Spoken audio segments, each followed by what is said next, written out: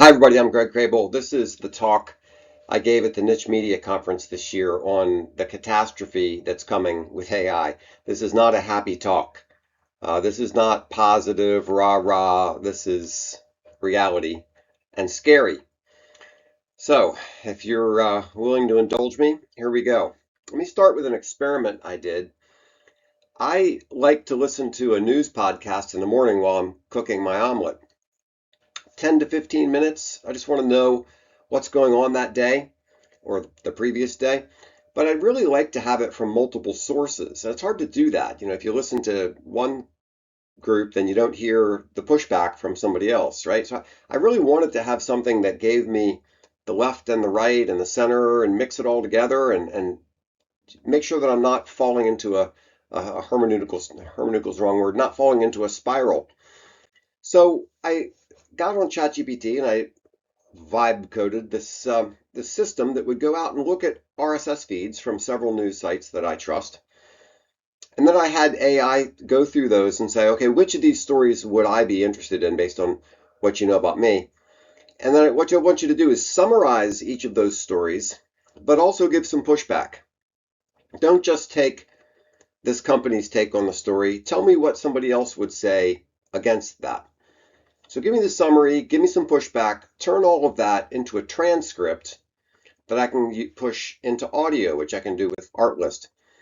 Now, it was pretty great, honestly. The first time through proof of concept, I made a 10-minute video, uploaded it to Artlist, listened to the thing. It was fantastic. Sent it to some friends. They were like, wow, this is amazing. Why do you need humans anymore?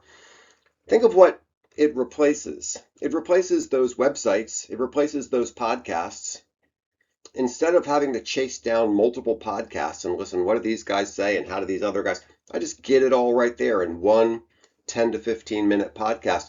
But the crucial thing from the publisher's perspective, I no longer have a relationship with the content creator because the content creator has possibly foolishly put all this information out there for free on RSS feeds where AI can slurp it up and do whatever it wants with, including create a podcast for me where I don't have to have any relationship with the publisher at all.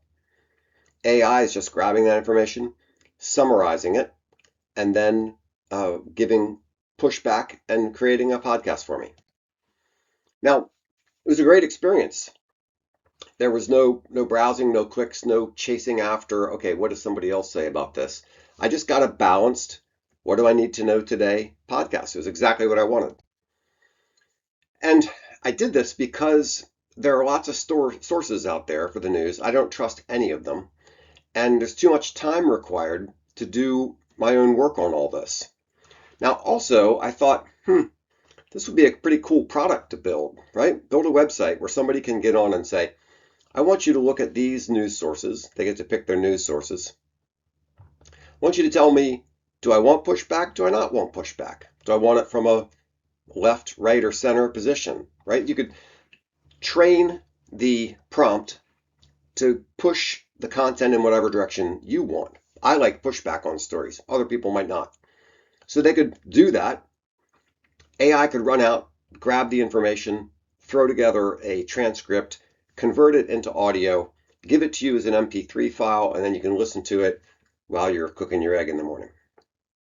Great idea. The problem was it takes a lot of tokens to do that. Right now, we're not quite there. We're very, very close, but we're not quite there. And then the question would be, how would this service be monetized? Like right now, what I'd have to do is I'd have to rely on the user's subscription to ChatGPT or Artlist or Gemini or whatever it is, right? If I tried to get all that myself and I was using those services, I'd be burning through tokens like crazy. So how would I pay for it? Is somebody going to pay me to get that daily podcast? Which, I mean, they can just get a podcast for free right now. Why are they going to pay me when they can get something for free? And if I do it ad supported, think how scary that would be, where the AI can start to serve ads to you based on what it knows about you and based on what it knows about human psychology and like when's the best time or way to sell you. The idea of AI starting to sell you things is kind of spooky the more you think about it, because it knows too much and it's learning too much, and it's going to know just what the right strings are to pull to get you to do what the advertiser wants. Now, the real problem that we're facing is there's tons and tons of content out there, but there's still only 24 hours in a day. We don't have unlimited attention. So we need more and more curation of all that content, and we want it personalized to our own interests, right? I mean, to some extent, you want to hear things that you're not interested in because you got to keep up with what everybody else is hearing about. But there are certain topics and things that I want to follow. So I need something that's going to take this sea of content, which is getting bigger and bigger all the time, and reduce it down to something that I want to listen to. AI promises all that. No searching, no filtering, no think of the way the whole search game was played a little while ago, and still is to some extent. You go to Google and you type in your query, and you type it in a weird way. You know, it's not like natural language. You're typing this stilted, strange language to get your query right. And then they give you a page full of homework to do. Now, okay, now sort through all these things and see which one of these articles, based on what little you can see on this page, is going to answer your question. It was a fantastic service compared to what we had before, which was just directories, right? I mean, Google search is an amazing thing, but it's nowhere near as amazing as just asking your question and getting an answer, which is what we have now. Now, if you haven't seen the 2013 movie Her with Joaquin Phoenix, you should. Samantha is what the Joaquin Phoenix character names the AI agent in his ear, who starts off by just like optimizing his email inbox and helping him with his finances and doing some other things. But they develop this relationship, and of course, he falls in love with the AI agent, which is voiced by Scarlett Johansson. So you see this relationship develop between Joaquin Phoenix and Samantha. He falls in love with it. There's some spooky, creepy things in there, but the movie is very much worth your time because that's what's coming. What's coming is everybody having their own personal AI agent that knows them, answers questions for them, does some of their shopping for them, helps them with their finances, maybe does their taxes. I don't know. I mean, that's right around the corner. The old behavior was we would search, we'd scan the results, we'd click, we'd read. That wasn't quite right. We'd go back to the search results, right?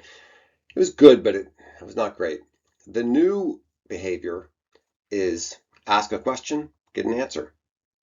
You can just move on, or you can dive deeper. You can say, well, tell me about how that relates to this other thing. And you can just have this conversation where you're learning more and more about the topic. Now, the crucial thing to realize is that the publisher is not in the loop at all with this. Under the old Google model with search and search results, the publisher was in the loop because you have to click through to the publisher's webpage to read what they have to say. Here, publisher's nowhere in this loop. We're out, gone completely. So AI has become the front door for information. It's not search, not YouTube, it's none of that stuff. AI is going to be my interface between me and the world. And Samantha in my ear is going to be telling me everything I need to know or want to know or any question that I have. Or if Samantha is motivated by ads, Samantha is going to be telling me what kind of shirt I should be wearing and where I can get it on sale right now. It's spooky, but it's coming. Now, let's stop for just a moment. This is not happening tonight. It's not happening tomorrow night, but it might be happening next Thursday. Websites still matter, but I'm not sure how much longer they're going to matter because the website assumes that a human is going out to find information and wants to go to your website. It's maybe not going to be true soon. Samantha's going to be telling me all that stuff. So the website will be built for Samantha, not for me. We're still not sure how quickly this sort of thing will catch on. In the movie, Joaquin Phoenix, opts into this thing, and he was kind of an early adopter, and then more and more people get the thing, and then everybody's got it. It's a fascinating movie. You should watch it. We're not sure how fast that's actually going to take place in a real world, but behavior is shifting. People are moving more towards AI answers, and this is just the next step. Now, how did we get here? We made this decision a while ago to put content online for free. That might not have been a smart decision because it established several expectations. One expectation was that you should be able to get anything you want online without paying for it. In the reader's mind, it diminished the value of content. All content should be free. That's one thing that was wrong with it. Another thing that was wrong with it was the search engines had to index our content so they could display it properly, right? So here we have some other organization with their own goals and their own revenue model taking our content and doing whatever they want to, and we don't even know what they're doing. They're putting it into some algorithm, right? They're parsing it up. They're doing this. They're dividing. They're doing this. And like, we should have had a contract with them. We should have said, you can use the content for this, but not for that. But we didn't. We just established this expectation that if you put something out on the internet, then bots can come and scrape it and do whatever the heck they want with it. And that set the stage for what we have now, where AI is scraping all your content and replacing you. So that was bad. It was an ad-supported model, which meant that the publisher, I mean, not entirely, but largely, when publishers were putting their content online, it was free with ads or maybe registration. But the control was handed over to the people who ran the ads. They're the ones who had all the data. They had all the data on your customers and not you. The idea became traffic over ownership.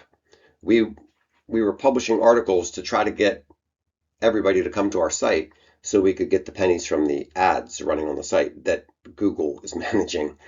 It wasn't the greatest model, and it set up where we are now. Now, supposedly there was this video game years ago. It was like Japanese or something, and it was poorly translated into English.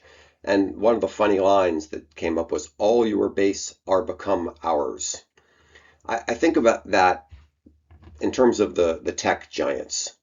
All your customers are become ours. All your customers are going to be our customers. All your subscribers are going to be our subscribers. Remember what Apple tried to do with magazines in the early days when everybody said, oh, all magazines are going to be on iPads now? Yeah, right. And everybody's also riding around on those scooter things, right? What are those called? So they wanted your subscriber to create a relationship with Apple to get your content. Now you got paid some money, but you lost the relationship between you and the subscriber. The relationship is where the money is. So that's the whole tech mantra. Your customers become our customers, and your customers become a resource for the tech company to exploit. Now in the Google era, they did the same thing, but it was through search, and it was through collecting tons and tons of data on people. There's a book, Surveillance Capitalism by Shoshana somebody. Look up Surveillance Capitalism. Don't try to read the book. It's long and it's rather difficult. But look up some of her YouTube videos and listen to what she says. It's really very fascinating. The idea was that the tech companies discovered that information about people, like what your preferences are, when you shop, whatever, that was a resource they could capitalize on to sell services. Like, for example, you're running a service for people, Maps, right? The Maps app in your car. And it's great for you because you get to find out how to get from here to there. But think of all the information that app is collecting on whether you stop at stop signs, whether you obey the speed limit, all kinds of things, which in the aggregate can be sold to insurance companies, for example. They need to know that kind of information. But if it's not aggregated, there are some insurance companies. I was just in a ride with a cabbie who said his insurance company required him to put this device in his car that fed his driving habits back to the insurance company. So that idea of getting data on people has become the new resource that's being exploited. And Google figured that out, and that's why they made their trillions. Now, in that era, for a publisher to survive, we had to jump through all of Google's hoops because we lived by visibility, whether people could find us through the Google search engine, which meant we wanted to be on the first page, which meant we have to do our content the way Google tells us to do our content. How did we get there? We gained reach, but we lost control. Google had control over the customer information, they had control over the ads, and they pretty much had control over how we ran our websites. We created a market where people expected free, frictionless content. Now, Google has already killed lots of publishing business models. It used to be that people would look at what people are searching on, and somebody would be searching on how tall is Tom Cruise. So they would build a website around how tall is celebrity. And they'd put all that data in there. And it was a good model for a little while. When somebody made that search, you were the first result. You'd go straight to that page. Who's so-and-so married to? What? All these kind of data specific websites that were optimized around common Google searches was a successful model for a short period of time. Now Google just gives you the answer. You type in how tall is Tom Cruise and it tells you. You don't have to go to a website. Well, they've started to get rid of all those sites, and it's just getting deeper and deeper what they can tell you right away without sending anybody to your site at all. So Google is slaying its thousands, and AI will slay its tens of thousands. If you get that reference, tell me. Okay. All right. Now, what's AI going to do? It's going to get rid of aggregation, summarization, tech help.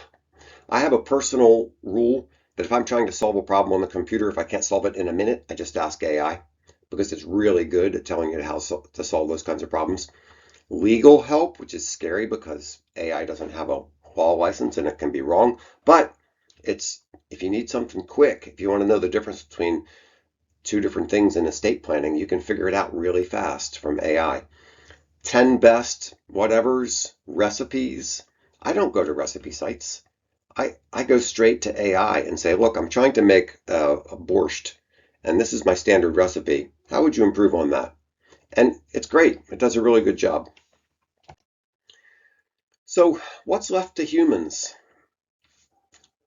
Google replaced publishers to some extent and continues to, and AI is going to replace publishers even more because if I want to know what's the difference between a Roth and a traditional IRA, I'm not going to go to a financial website. I'm just going to ask AI and it's going to tell me.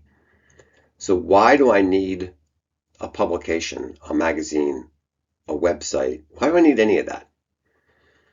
Well, for now, humans still have opinion, really niche knowledge, something when you have to dive really deep into something. Subjective experience, they don't have that. They don't have community. They don't have human judgment, at least not yet. They don't have any of these things. So the publisher strategy at this point is probably to lean into opinion, lean into being a character. Think of some of the people who've branched off and created little media empires for themselves around themselves, like Megyn Kelly. She's created a media empire around herself, and there are other people who've done the same thing. Joe Rogan. That might be a good direction to go. It might be good to dive into very niche local stuff. AI can't be on Main Street and tell you what's going on. AI can't experience something. So we're going to have to change the way we think about products and what service we're providing because AI is going to do most of it. If it's just giving answers, AI is going to do that. Now, some people will push back on me and they'll say, wait a minute, when the car came around, people were afraid that it was going to displace too many jobs, horsing, farriers and blacksmiths and grooms and stable hands and all that kind of thing. And it did, right? Or the loom. It's going to mess up the textile industry. All these textile workers aren't going to have jobs anymore because the loom is going to take, and it did. But the past pattern was that a new technology would definitely displace certain jobs, and there'd be some unemployment because of that, but it would create more opportunity. So the car created suburbs and tourism and traveling salesmen, right? And electricity created the night economy where there's actually something to do at night in the dark, where in the past that just wasn't true. You just went to bed. The internet created e-commerce. So these different technological advances did create new opportunities that even though it messed up some jobs, it created other jobs, and the general net effect was everything becoming better. So why isn't that true with AI? Well, what AI is doing is it's reducing friction. It's making it way easier to get something done. If I want to get an answer, I can get it like that. I don't have to walk down to the library, for example, right? So it's making things faster and easier. I can get reports faster. I can do tedious tasks faster, but it doesn't increase attention or demand. All it's doing is making everything simpler, which is going to eliminate tons and tons of jobs, but it's not creating a job that AI itself can't do. And I think that's the key, that AI is going to, like, think of truck drivers. There's 3 million truck drivers in the United States. When we have self-driving trucks, those 3 million truck drivers are going to be out of work. What are they going to do? Now, the old story was learn to code, right? People were complaining about outsourcing. We were moving manufacturing overseas, and I said, yeah, okay, fine, learn to code, as if that was the answer. AI is taking over coding. So what job is AI going to create that it itself can't do? Some people say, well, plumbing, HVAC, that kind of stuff. Yeah, until Elon Musk gets his Optimus robot up and going. AI is destroying millions of jobs and not creating anywhere near that many. So what's left for humans in the publishing context? I think these are the things: original reporting, experience, empathy, taste, innovation, opinion, intentionality, morals, wisdom. There's a lot of things where people aren't going to trust a robot, at least not for a while, where we still have room. And that's probably where we need to lean in. I told you this wasn't going to be a happy talk. It's depressing. It depresses the heck out of me. I see AI as this calamity that's going to overtake not just publishing, but like everything. And that's where we're heading. So how does your content fit in? Some of your content, a lot of your content is at risk, but some of it becomes more valuable. Hyperlocal reporting, how to fish the Severn River on a kayak, that's what I do. Lived experience, those things can become more important. Now, okay, let's say that you have those things. You have how to fish the Severn River on a kayak. What are you going to do? Are you going to then sell that information to AI? Or are you going to try to create the relationship between you and the kayak fisherman? I don't recommend the former, because remember the tech mantra, all your customers are become our customers. And fine, if you want to provide us some content, we give you some pennies, sure, we'll do that. I don't think the licensing way is the way to go. I think you need to try to create the relationship with the customer. Make a club, make a membership, here are the kayak fishermen in the Annapolis area. That's where you need to lean in, and don't just feed the monster. All right, reality check number 2. As of today, what is it, April 11th? Google still matters. Email still works. Websites still matter. Not sure how long they will, but they still do. Magazines still matter. Brands and personalities still matter. That's the one I'd lean into, brands and personalities.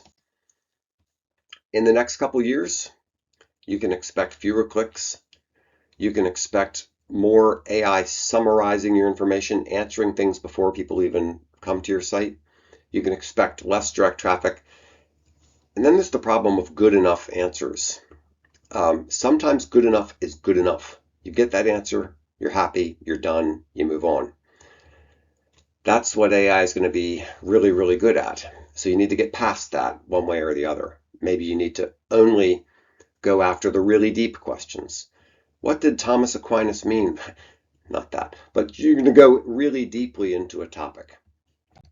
All right, What can you do now for the next 6 months? Especially work on your email list. Own the relationship. Make sure that you have a direct relationship with your customer. Create content that AI can't, which is going to be a diminishing pool, but focus on the things AI can't do. Invest in niche, original experience, human experience. Build a recognizable voice. Have a character so that someone would say, I really want to know what Kiplinger says about Roth versus traditional IRA. That's the kind of direction you need to go. How long that's going to work, I don't know, but that's the direction we need to go. So the final thought, AI makes average content simple, which makes distinctive content more valuable. When someone thinks about a topic in your niche, you want them to think about you. Now, this is the scary thought that's going to keep you up at night. When everybody has Samantha in their ear, what's your role? How are you going to fit in? What are you providing that they're not getting from Samantha? All right. Thank you very much. My name again is Greg Crable. If you need a sanity check, a second opinion, if you need help with a tech problem, give me a call. That's what I do. There's my contact information. I realize this was disappointing and depressing and sad, and I'm sorry, but that's the way things are. And it's better to face the monster than to be, caught from behind. Thanks a lot.